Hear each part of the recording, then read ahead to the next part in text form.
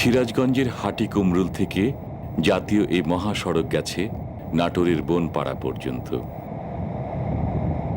প্রায় ৫৫ কিলোমিটার দীর্ঘ এই সড়ক ধরে এগুলে অপার ঐশ্বর্যে মুগ্ধ করে বিখ্যাত চলন বিল।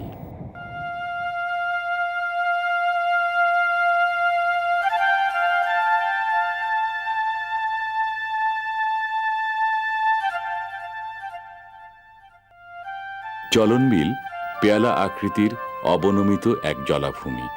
হাইড্রোলজির পরিভাষায় স্বাদুপানির উপহ্রদও বলা যায়। বর্ষায় সিরাজগঞ্জ, পাবনা, নাটোর ও বগুড়ার ৮টি উপজেলার বিশাল এলাকা ডুবিয়ে রাখে এই বিল।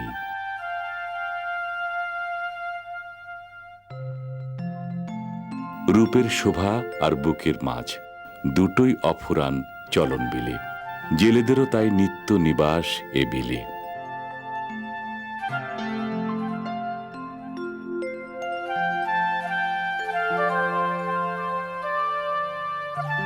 যত দূর চোখ যায় শুধু পানি আর পানি। বিশালতা দেখে মনে হয় সাগর। বুক জুড়ে জলধারার চঞ্চলতা মনে করিয়ে দেয় নদীর কথা। আসলে তো সাগরও নয়, নদীও নয়, বিল। সাধারণত নদীর মতো গতিময়তা বিলের জলে থাকে না, কিন্তু চলন বিল আর 10টা বিলের মতো নয়। বুকে তার নিত্য বয় নদীর স্রোতের মতো চলন্ত ধারা। আর সে কারণেই নাকি এই বিলের নাম হয়েছে চলন বিল। বৈরী বর্ষায় চলন বিলের চেহারা বদলায় বেলায় বেলায়। ঝোড়ো বাতাসের দাপটে একসময় নেমে আসে কাঙ্ক্ষিত বৃষ্টি।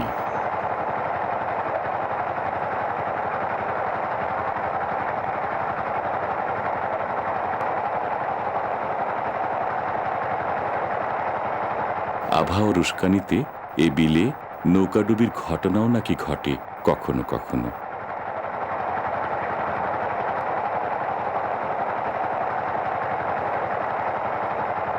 বিলে বৃষ্টির এই ধারাপাত শুরু বৈশাখের শেষ থেকে, চলে কার্তিকের শুরু পর্যন্ত।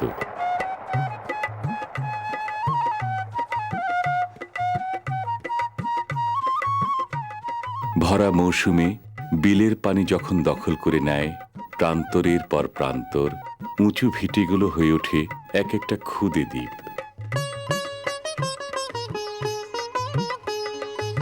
সারি সারি জাল জানান দেয় জেলেদেরই বাস এখানে বেশি।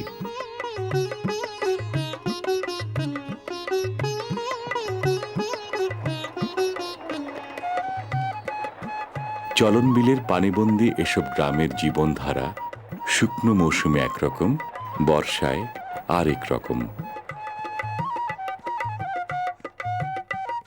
৮-১০টা গাঁয়ের মতো জেলে পাড়ার গৃহবধূরা শুধু দৈনন্দিন ঘরকন্যা সামলায় না, অবসর পেলেই ওরা হাত লাগায় জীবিকার জোগাড় যন্ত্রে। ওদের প্রতিদিনের চেনা কাজ জাল বোনা।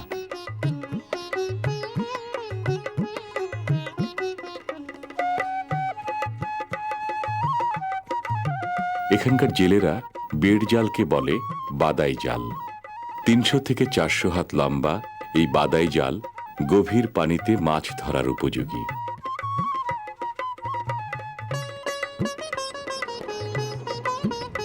জাল, জলা আর জলযান নির্ভর জীবনধারার কারণে চলনবিল এলাকার জীবন ছবি অন্য এলাকা থেকে আলাদা। জেলেদের মাছ ধরার আয়োজনটা বেশি চলন বিলের গভীর অংশে। জেলে নৌকার জেলেরা মাছ ধরে দল বেঁধে। একাংশ নৌকা সামলায়, অন্যরা জাল ছাড়ে, জাল তোলে।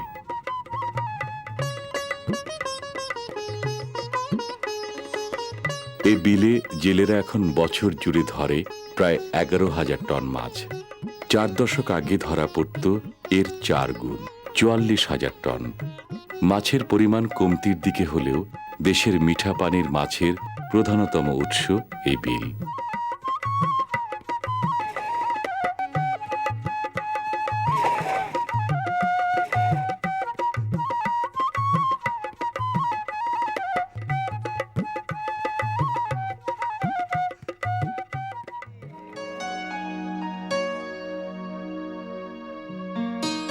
বিলের মাছ দূর দূরান্তের বাজারে বেচতে গেলে পচে যাবার ভয়।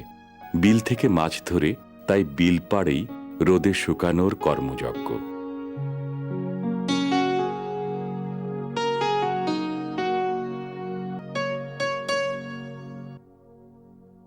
মাছ শুকিয়ে শুটকি বানানোর এই চাতালকে স্থানীয়রা বলে শুটকির খলা।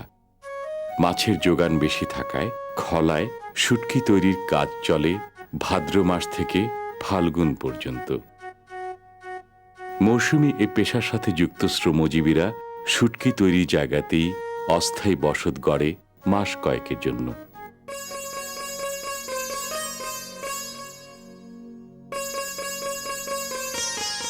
এখানকার শুটকি বেশি চালান হয় বাংলাদেশের সবচেয়ে বড় শুটকির আড়ত নীলফামারীর সৈয়দপুরে।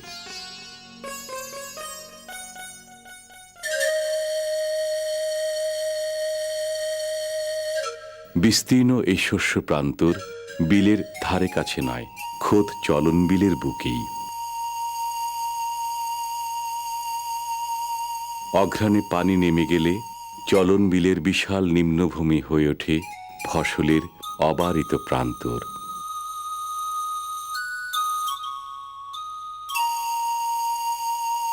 এ বিলে পানির বিস্তার শুকনো মৌসুমে এসে দাঁড়ায় মাত্র ৩১ বর্গ কিলোমিটারে, তাই আপন হয় চাষিদের।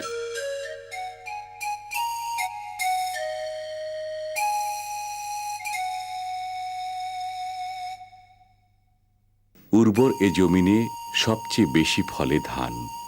ইরি ও বোরো ধান ছাড়া গম, ডাল, পেঁয়াজ ও রসুন সহ অন্য ফসলও ফলে পর্যায়ক্রমে।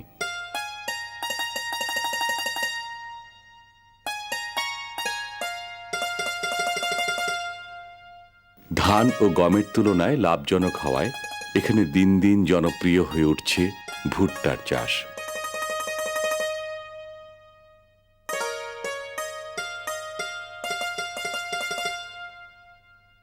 খাদ্যশস্য হিসেবে এখানে গমের অবস্থান ধানের পরেই। গম গাছের বৈজ্ঞানিক নাম ট্রিটিকাম স্টিভাম। শুষ্ক আবহাওয়া আর পর্যাপ্ত সূর্যালোক পায় বলে গমের প্রচুর ফলন এখানে।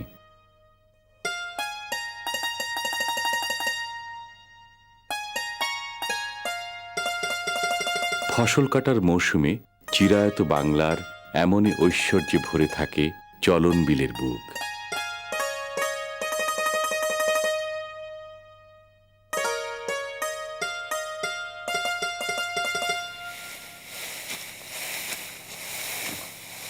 দেশের মোট ইরি ধানের উল্লেখযোগ্য অংশ যোগান দেয় চলন বিলের এই চাষিরা।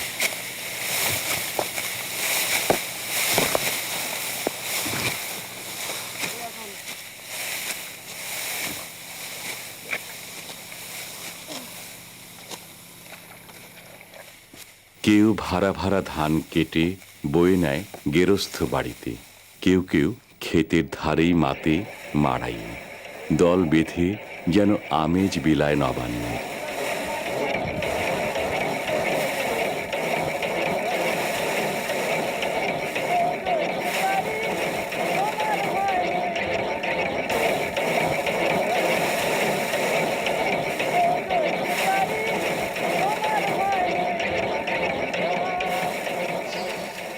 ফসল কাটার মৌসুমে ঘাস বিচালি আর নাড়া ভরা চলন বিল গবাদি পশুরও চমৎকার চারণভূমি।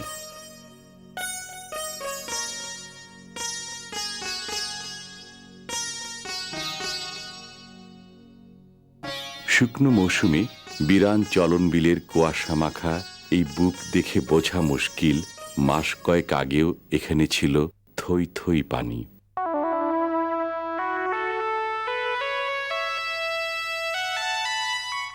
পানি হারানো চলন বিল এ সময় তার অস্তিত্ব ধরে রাখে শুধু গভীরতম অংশে।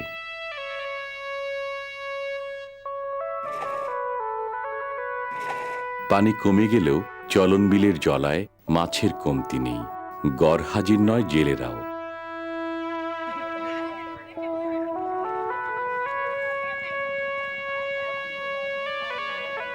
ক্ষেতের জল কাদায় ছোটরাও বড়দের সাথে মিলে মাতে মাছ ধরার উৎসবে।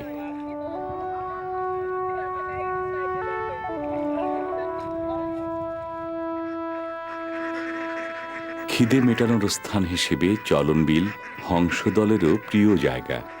বিলের জলকাদায় ওরা খুঁজে বেড়ায় শামুক সহ নানা জলজ প্রাণী।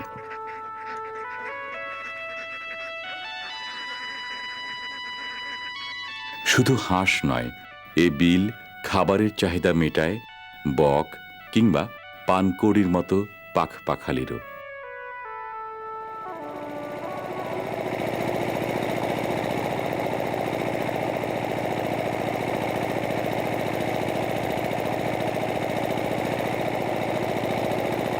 চলন বিলের মাটির উর্বরতা অফুরান।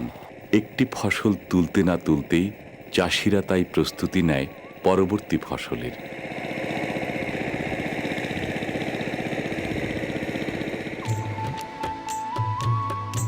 জমি কর্ষণের কাজে এখানকার চাষিরা কেউ ব্যবহার করে যান্ত্রিক ট্রাক্টর, কেউ বা সনাতন হালের গরু।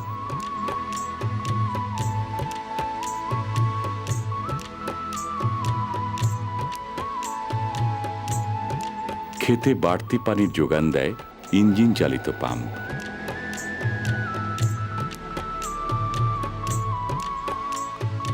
ফসলের মৌসুমে কৃষিজীবীদের নানামুখী কর্মকাণ্ডে ভরে থাকে চলন বিলের শস্যক্ষেত্র।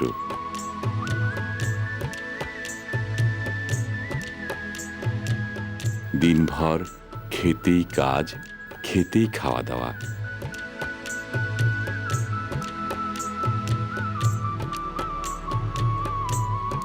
চাষ দেয়া জমির বীজতলায় প্রথমে ফলানো হয় ফসলের বীজ। বেড়ে ওঠা বীজ একসময় রোপিত হয় ক্ষেতে।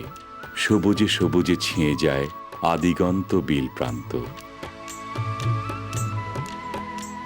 শুকনো মৌসুমে বিপুল পরিমাণ শস্যের যোগান দিয়ে চলন বিলের এই নিম্নাঞ্চল দেশের কৃষি নির্ভর অর্থনীতিতে রাখছে ঈর্ষণীয় ভূমিকা।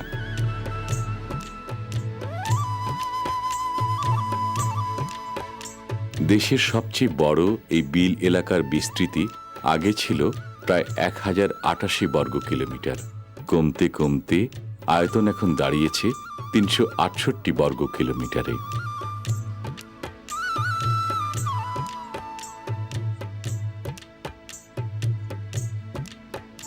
চার জেলার 8টি উপজেলায় বিল এলাকার দখলদারি কোথাও কম, কোথাও বেশি হলেও সিরাজগঞ্জের রায়গঞ্জ আর পাবনার চাটমোহরের বেশিরভাগ জায়গা এ এলাকার আওতায়। ঋতুতে ঋতুতে হরেক রকম ফসলের প্রাচুর্য পুরো চলনবিল অঞ্চলটিকে পরিণত করেছে উদ্বৃত্ত ফসলের এলাকায়।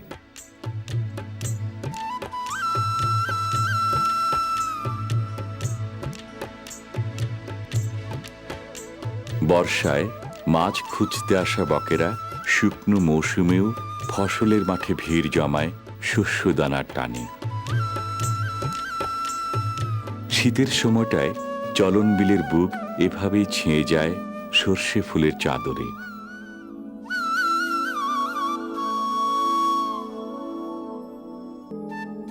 সরিষা ক্রুসিফেরা পরিবারভুক্ত গুল্ম জাতীয় গাছ। চলনবিল এলাকায় বেশি জন্মানো সরিষা গাছের দুটি প্রজাতির একটির বৈজ্ঞানিক নাম ব্রাসিকা নেপাস, অন্যটি ব্রাসিকা নিগ্রা। প্রাপ্তবয়স্ক হলে এ গাছের শাখা প্রশাখায় গুচ্ছবদ্ধ পুষ্পমঞ্জুরিতে ফোটে মধু ভরা হলুদ ফুল।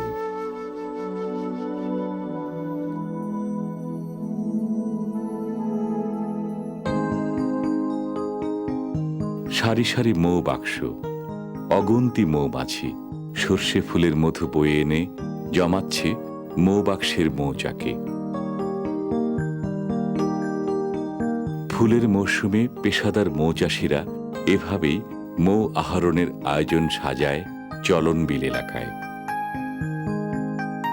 মৌচাকে মৌমাছিদের কর্মকাণ্ড পরিচালিত হয় রানী মৌমাছিকে ঘিরে। একটি রানী মৌমাছির অধীনে থাকে কয়েক হাজার স্ত্রী ও পুরুষ মৌমাছির সুশৃঙ্খল দল। মধু সংগ্রহ, চাক তৈরি, চাকের নিরাপত্তা ও রানীর সেবা করার দায়িত্ব শ্রমিক মৌমাছির।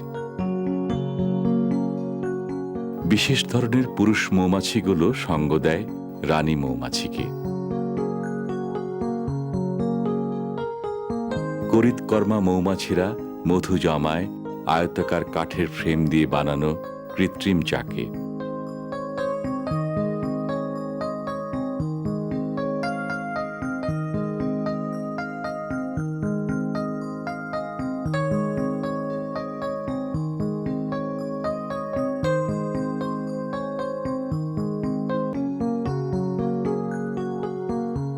মৌচাক থেকে মৌমাছিগুলো অপসারণ করার পর মৌচাষিরা আয়তাকার কাঠের ফ্রেম স্থাপন করে হানি এক্সট্রাক্টর মেশিনে।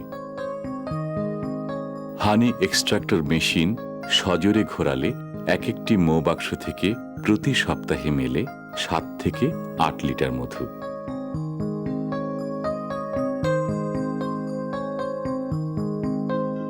ফসলের পুরো মৌসুম জুড়ে মৌমাছি আর মৌচাষীদের মাঝে চলে লেন ও দেনের এই পালা।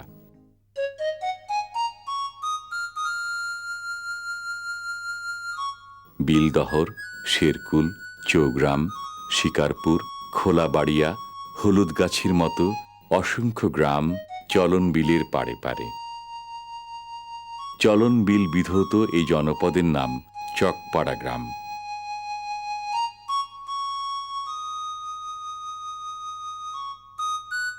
বর্ষায় ভরে ওঠা বিলের পানিতে যেন তলিয়ে না যায়, সেজন্য এই গাঁয়ের ঘরবাড়ি উঁচু উঁচু ভিটার উপরে তৈরি।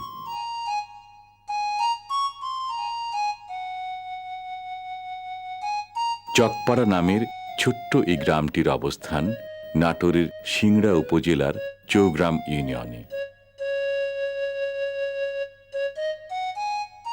শুকনো মৌসুমের চলন বিলে ফসল ফলায় যারা, সপরিবারে মূলত তাদেরই নিবাস এই গ্রামে।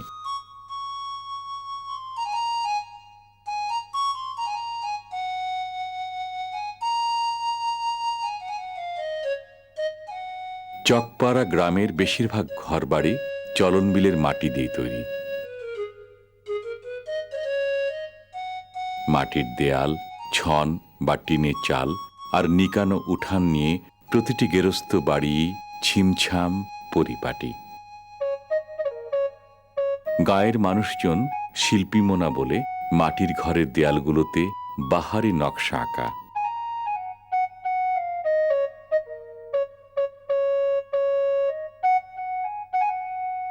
আর 10টা গ্রামের মতো চকপাড়ার গেরস্থলী জীবনও গ্রামীণ বাঙালি জীবনধারার স্নিগ্ধতায় ভরা।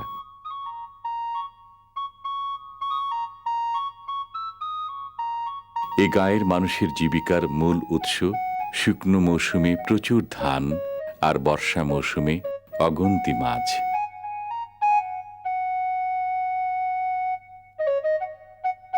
চলন বিলের উদারতায় বেশ সহজভাবেই কাটে ওদের সচ্ছল জীবন।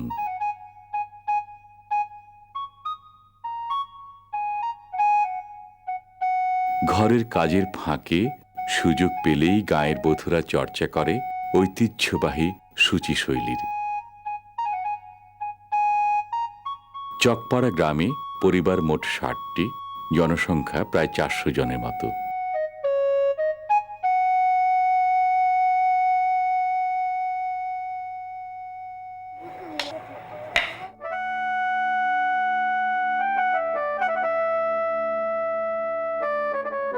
প্রায় 70 একর আয়তনের এই গ্রাম চৌগ্রাম ইউনিয়ন সদর থেকে মাত্র 2 কিলোমিটার দক্ষিণে। চকপাড়ার মতো চলন বিলপাড়ের প্রতিটি গ্রাম আপাত দৃষ্টিতে বিচ্ছিন্ন মনে হলেও আসলে তা বিলের সুবাদে একসূত্রী গাথা।